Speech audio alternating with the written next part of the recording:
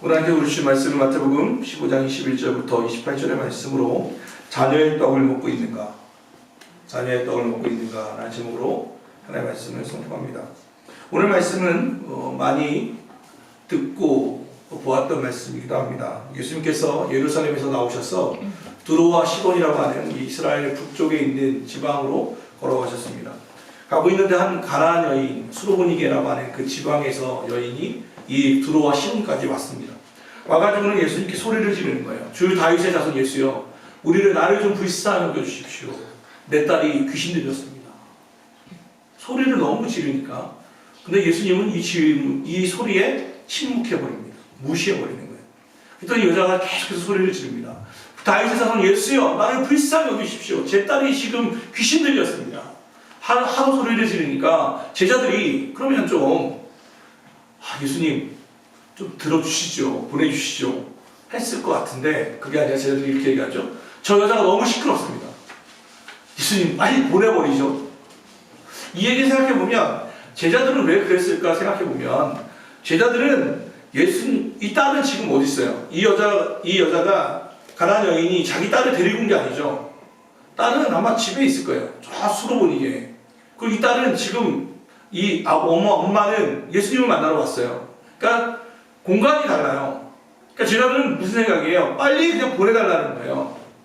그렇지만 제자들의 믿음은 그 정도예요. 그러니까 빨리 시끄러우니까. 그렇지만 예수님은 시간과 공간을 초월하신 분이시잖아요.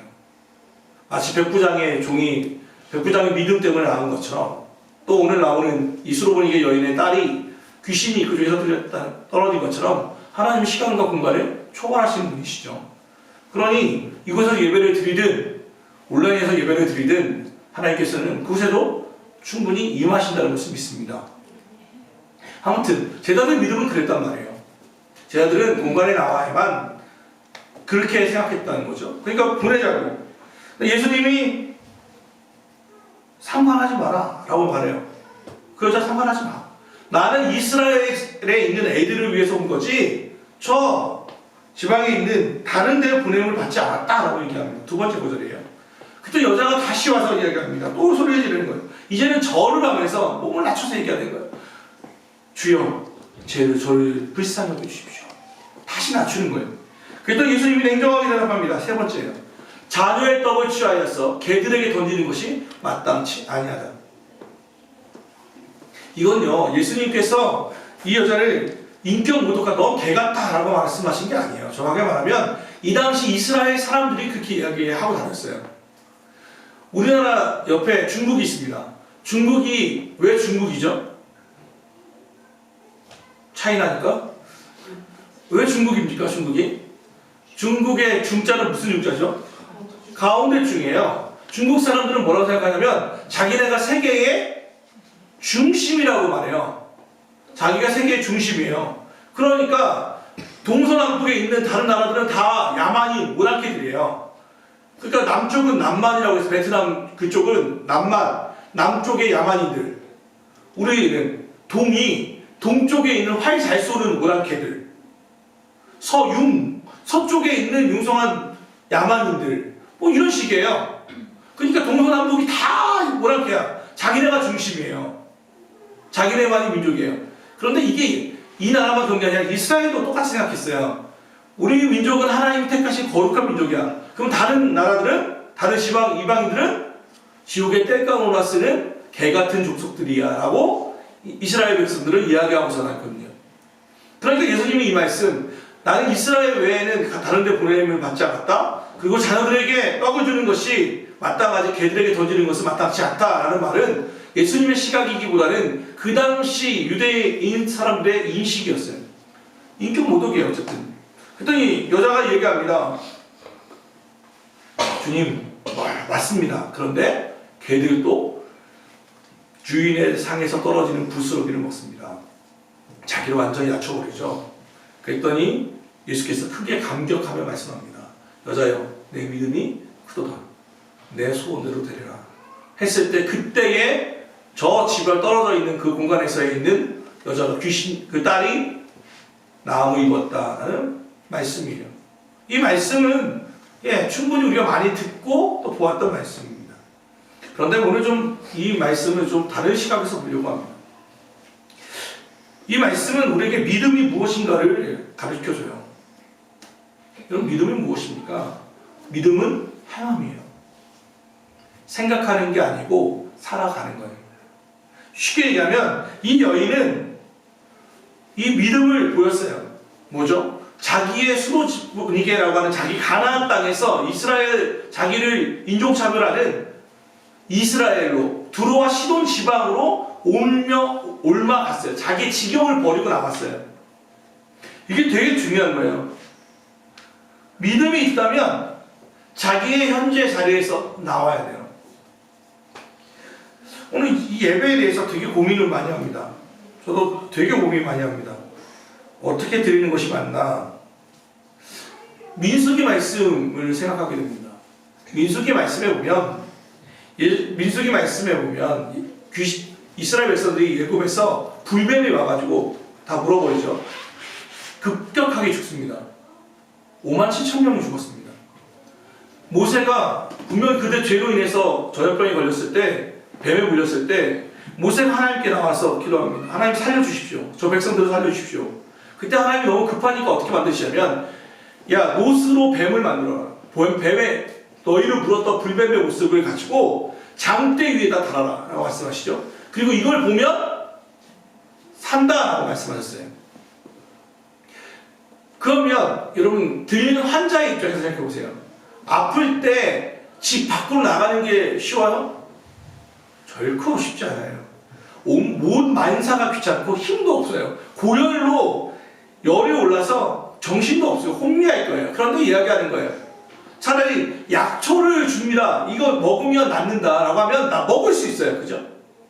이거 3일 동안 먹으면 나을 수 있어. 믿을 수 있어요. 그런데 이거는 생뚱맞는 이야기예요. 갑자기 잠대 위에 노스로 뱀 하나 만들었는데 저걸 보면 낫는다라고 말씀하셨어. 이러면 이 사람들은 세 가지예요. 첫째, 하나님 말씀 믿고 나와서 보거나. 둘째, 믿져야 본전이니까 믿음은 없지만 따라서 나오는 사람이 있을 거고. 세 번째는 뭐예요? 쓸데없는 소리 하고 있네 하고 죽는 거예요. 자기 방법대로 하다가 죽는 거예요. 그런데 진짜 사는 건 뭐예요?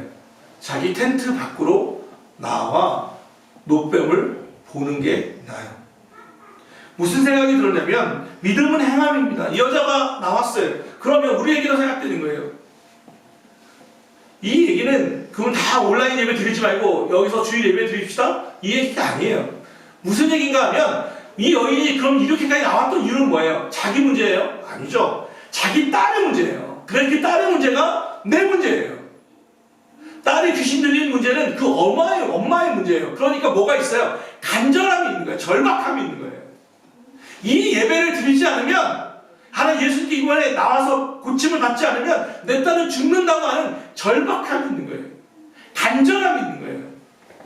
사랑하는 여러분, 오늘 예배를 나오면서 절박함이 있으십니까? 간절함이 있으십니까? 지금 여러분의 집에서 예배를 드리고 있는 여러분, 지금 이 조그만 스마트폰으로 이 예배를 드리며 불편하시죠? 그런데 묻습니다. 간절함을 갖고 계십니까? 오늘 이 예배를 드리지 않으면, 오늘 우리가 항상 얘기하는 평생에 한 번밖에 드릴 수 없는 이 예배에 대해서 간절한 사모함이 있으십니까?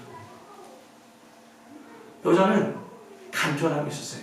그러니까 3번이나 거절당해도 여전히 나올 수밖에 없어요. 왜? 이건 내 문제가 아니거든요. 참 부모라는 게 신기해요. 부모가 내가 거절당하는 것, 내 자존심은 꺾이지 못하는데 내 자식 문제라면 무릎도 꿇을 수 있어요. 그게 사랑이기 때문에 그래요. 이 여인은 자녀를 참 사랑하는 여인이에요. 그 사랑이 간절함으로 나오는 거예요. 요즘 예배에 대한 이런저런 얘기들이 많아요. 그런데 무엇이 옳고 그름의 문제가 아니라 진짜 하나의 질문이에요. 우리는 예배에 목말라 하는가? 하나님 앞에서 예배하는 것이 목마른가? 이 여인은 목말랐어요. 이게 아니면 답이 없다고 생각했어요. 예수님이 아니면 귀신에게 들림을 받을 수가 없어. 그러니 이 여인은 거절당해도 포기하지 않아요.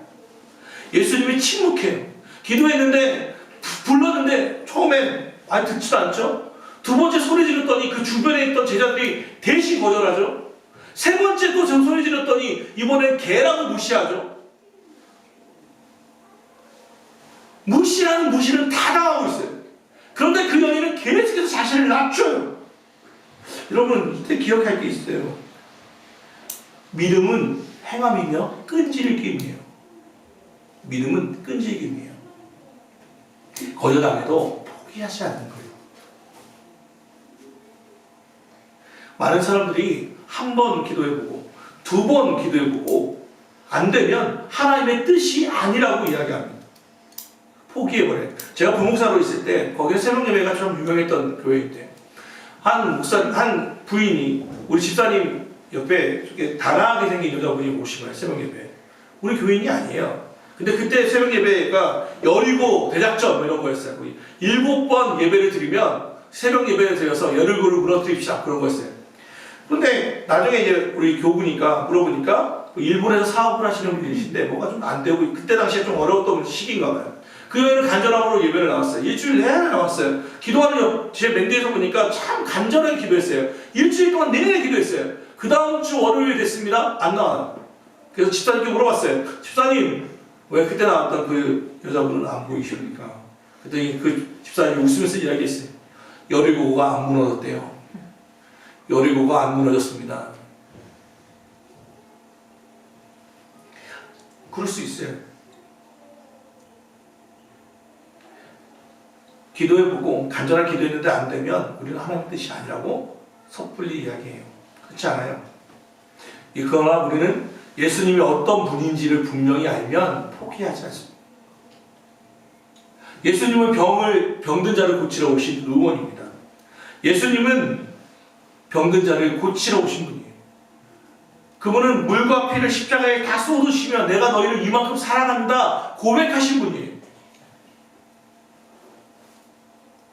우리의 부족함과 연약함을 채워주시는 분이에요.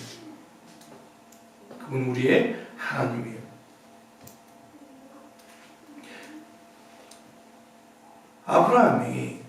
아브라함에게 너는 너의 본토 친척 아비집을 떠나라.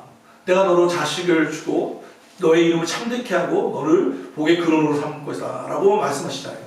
내 민족을 창대케 해줄 거야. 그게 75세예요. 그러면 근데 이삭을 낳은 때가 언제죠? 100세예요. 100세. 그럼 몇 년이 걸린 겁니까? 25년이 걸렸어요. 믿음의 조상이라고 하는 아브라함이 자기 이삭을 낳은 게 100세예요. 100세. 사라는 90세에 애를 낳았어요. 그런데 재밌는 일이 하나 있어요. 천사가 와가지고 이야기하는 거예요. 천사가 사라는 이미 폐경했어요. 아이를 임신할 수 없는 몸이 됐어요. 그런데 천사들이 와가지고 얘기하는 거예요. 아브라함에게 너의 처가 내년도에는 이삭을 낳을 거야. 애를 낳을 거야. 이삭이 아니라 태기가 있을 거야. 애를 낳을 거야 했더니 천막 뒤에서 사라가 웃었어요. 이 웃음은 뭐예요? 비웃음이에요. 놀고 있네. 내가 지금 몸이 폐경했는데 무슨 애를 낳아. 여러분 기억하십시오. 천사가 뒤끝이 있어요. 그때 천사가요 불러요. 너 어쭈 불러. 그래서 얘기해요. 너 왜 웃었어? 너 왜 비웃었어? 그랬더니 사라가 또 얘기하잖아요. 놀라가지고 저 안 웃었는데요? 거짓말 쳐요. 그랬더니 천사가 넘어가는 게 아니라 아니야 네가 웃었느니라 하거든요. 그러면서 너의 웃음을 그 애의 이름을 뭐라고 불러요? 이삭이라 해라. 이삭이 뭐예요? 웃음이란 뜻이에요. 그러니까 그 얘기는 뭐냐면 네가 하나님의 말씀을 못 믿고 웃었지? 그런데 그 비웃음을 기쁨의 웃음으로 바꿔줄 거야 해서 이삭이라는 이름을 줘요.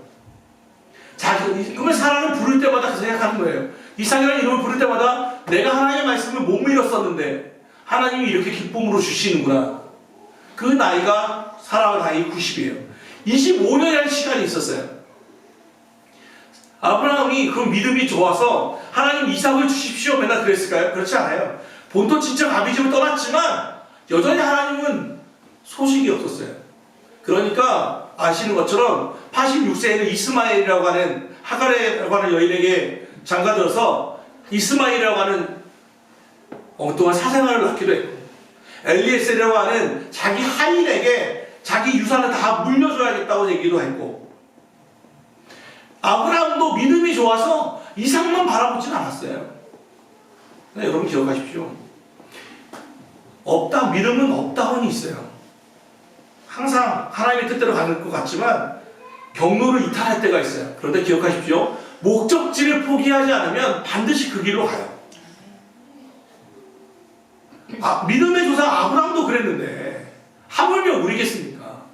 아브라함도 이삭을 얻기 전 이스마엘로 갔다가 그렇다고 해서 일부러 이스마엘 가라는 게 아니라 스스로를 너무 낮출 필요는 없다는 거예요. 죄책감으로 살지 말라는 얘기예요. 기억하세요. 하나님은 절대로 우리가 목적지를 포기하지 않으면, 우리가 포기하지 않으면 하나님도 포기하지 않아요. 믿음은 그래서 끈질김이에요.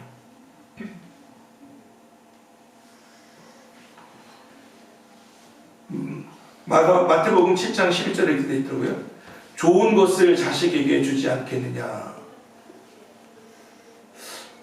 또 로마서에는 아들을 주신 분께서 모든 것을 선물로 주시지 않겠느냐. 자녀에 대한 복을 계속해서 이야기해요. 그러니까 믿음은 행함이며 끈질김이며 세 번째로 생각할 것은 이거예요. 자, 이 여자는 지금 개로서 부스러기를 먹었어요. 그랬더니 무슨 일이 벌어졌죠? 자기 딸이 나음을 입었어요. 그러면 사랑하는 여러분 자녀로서의 복을, 자녀로서의 떡을 누리고 있으십니까? 자, 부스러기를 먹어도 자기 삶이 변했는데 우리는 누구라고 믿습니까? 우리는 하나님의 자녀라고 그래요. 요한복음 1장 12절 영접하는 자 곧 그 이름을 믿는 자들에게는 하나님의 자녀가 되는 뭘 주시는? 권세를 주셨으니 라고 말하고 있어요. 그죠? 하나님의 자녀가 되는 권세를 주셨어요. 하나님의 자녀가 되는 것은 권세. 그러면 오늘 설교 제목으로 넘어가는 거예요. 그러면 부스러기가 아니라 자녀의 떡을 먹고 취하고 주장하고 있느냐는 거예요. 하나님께 대하여. 여러분의 삶이 하나님의 자녀로서의 권세로서의 삶이십니까? 겸손함과 찌질함은 달라요. 저희 집에요, 냉장고를 채우는 사람들이 있죠. 거의 대부분은 제가 채우거든요. 아내가 채우거나. 그러면 그 냉장고에서 파먹는 이들이 있어요. 스스로 말씀하시는 저분이에요. 냉장고에 뭐 사놓으면 다 퍼먹어요. 파먹어요. 묻지도 않아. 먹어도 돼요? 묻지도 않아. 이미 어디 가냐면 이미 다 먹었대. 이게 뭐냐면 자녀로서의 권세. 부모의 것은 다 내 거예요. 그런데 누가복음 19장에 보면 탕자 비유가 나오잖아요. 탕자 비유에 보면 이렇게 되어 있거든요. 탕자는 이렇게 얘기합니다. 내 아버지 집에는 품꾼도 양식이 풍족하다라고 하면서 자기는 나가서 고생해보고 돌아와요. 왔더니 아빠가 막 잔치를 벌였어요. 근데 마다들이 왔어요. 마다들이 화가 났어요. 아버지는 나를 위해서는 염소새끼 한 마리 안 잡더니 집 나가서 집안 망하게 한 저놈을 위해서는 송아지를 잡습니다. 아이고 덕이 참 너무하십니다. 했더니 그 아버지가 한 말은 뭐냐면, 내게 누구 거예요? 네 거야 말씀하세요. 아버지는 나를 위해서 염소새끼 한 마리 주시지 않았습니다 했더니 아버지가 무슨 얘기야? 쉽게 얘기하면, 야 그건 내게 네 건데 그러면 네가 그냥 송아지를 잡아먹어도 내가 뭐라고 하겠니? 왜 누리지 않니? 라는 얘기예요. 이해 가세요? 진짜 탕자는 아버지와 함께 있지만 자녀로서의 권세를 누리지 못하고 있는 마다들의 진짜 탕자인 거예요. 근데 우리의 모습과 비슷해요. 저 이방인은 떡의 부스러기를 먹기 위해서 달려오지만 하나님의 자녀라고 하는 우리는 하나님의 권세를 누리지 않고 살아가요. 우리는 왕의 자녀인 것을 믿으시기 바랍니다. 믿음을 가지십시오. 자녀의 떡신앙 말 붙인다면 떡신앙이라고 붙일 수 있어요. 자녀로서의 떡을 먹을 권리가 있다는 것을 주장하고 살아야 돼요. 하나님의 자녀가 되는 권세를 주셨다 하셨으니 하나님 내 모든 쓸 것을 채워주십시오.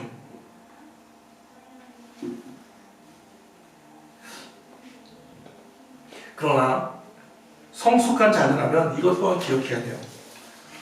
왜 기도하냐면 많은 사람들 왜 기도해요? 보통 응답 때문에 한다고 말해요. 응답 받으려고 기도해요. 그런데 기도는 응답 때문에 하는 게 아니에요. 성숙한 자녀는 기도 그 자체가 목적이 돼야 돼요. 응답이 없다고 안 한다면 그것은 하나님보다는 응답을 더 사랑하는 것이에요. 응답의 여부를 떠나서 기도 자체, 하나님과 이야기하는 것 그 자체가 목적이 될 때 그 사람이 성숙한 그리스도인이에요. 아주 몸이 약한, 병약한, 찌질 마른, 저같이 이렇게 소축 마른 사람이 있었어요. 성도가. 몸에 힘이 없는. 그런데 그 자기 집에 돌이 이렇게 굴러와가지고 앞을 막아버린 거예요. 대문을. 하나님께 계속해서 기도해요. 하나님, 이 돌을, 이 큰 바위를 내가 치울 힘이 없습니다. 하나님, 이 돌을, 이 바위를 굴려 주십시오. 계속 기도했어요. 근데 완전히 기도했더니 하나님 응답이 왔어요. 그 바위를 밀어라 하시는 거예요. 그 힘없는 이 남자가 그 바위를 계속해서 아침부터 저녁까지 계속해서 밀었어요. 밀고 또 밀었어요. 근데 바위는 1cm도 움직이지 않았어요. 계속해서 밀지만 여전히 바위는 움직이지 않았어요. 나중에 그가 하나님께 따지듯이만 합니다. 하나님, 바위가 전혀 움직이지 않습니다. 어떻게 된 겁니까? 여전히 햇빛은 들어오지 않고 바위는 1cm도 움직이지 않습니다. 그런데 바위를 밀라고 하시다니요. 너무한 거 아닙니까? 그때 하나님께서 이렇게 말씀하시는 거예요. 내가 언제 바위를 움직여준다고 했냐? 밀라고 했지. 아니 그게 무슨 소리입니까? 뭐 그런 책임 없는 말도 안 되는 말씀을 하십니까? 하고 그 사람이 기도를 안 했어요. 포기했어요. 그럼 어느 날 샤워를 하는데 샤워로 딱 거울을 보니까 자기 몸에 근육이 붙어 있더라는 거예요.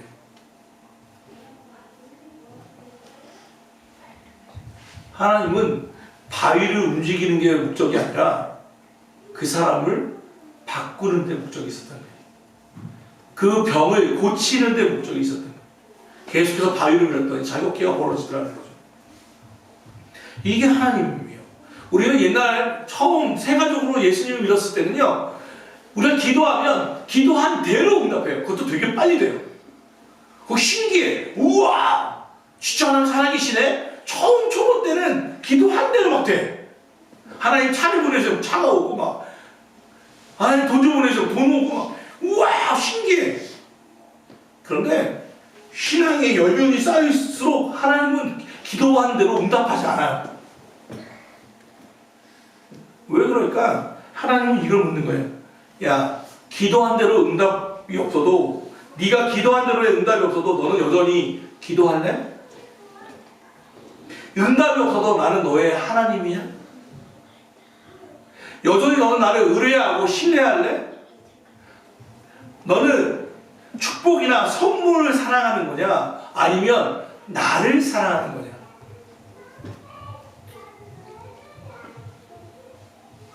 아브라함의 시험도 같은 것이었어요.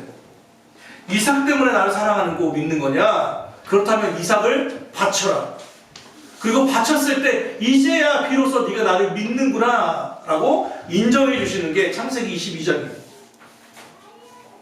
창세기 12장에서 떠났던 아브라함이 결국 이삭의 나이 한 12, 13쯤 됐을 때야 비로소 진짜 네가 나를 믿는구나 라고 하는 인정을 받는 거예요. 이삭을 바칠 때야 비로소.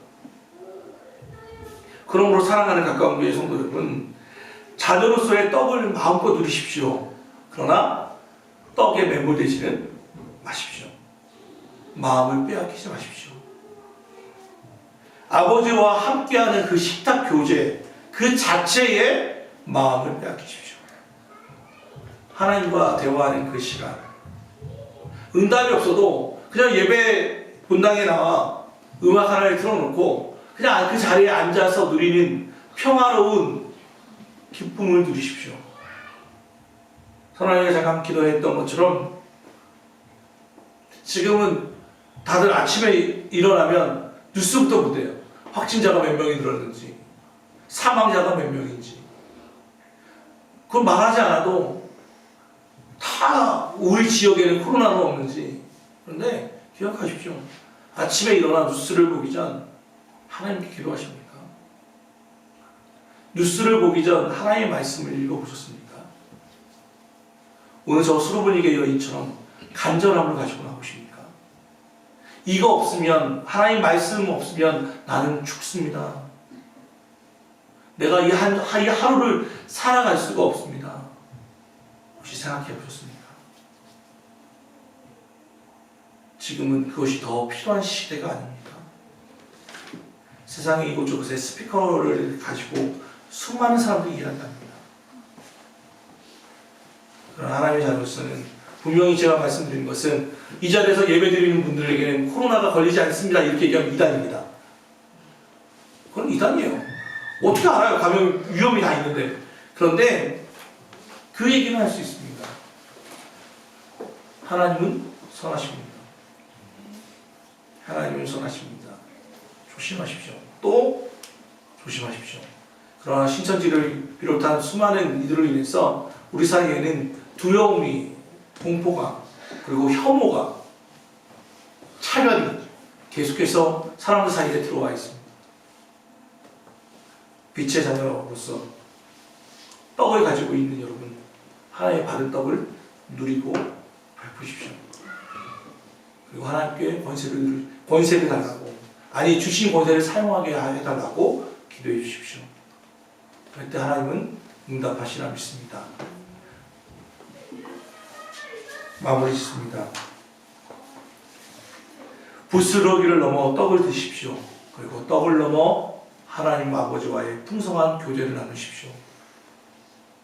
그 동기는 단항합니다. 절박함과 간절함입니다. 그 믿음으로 살아가시는 여러분 되기를 주 예수 그리스도로 축원합니다. 기도하겠습니다. 하나님, 오늘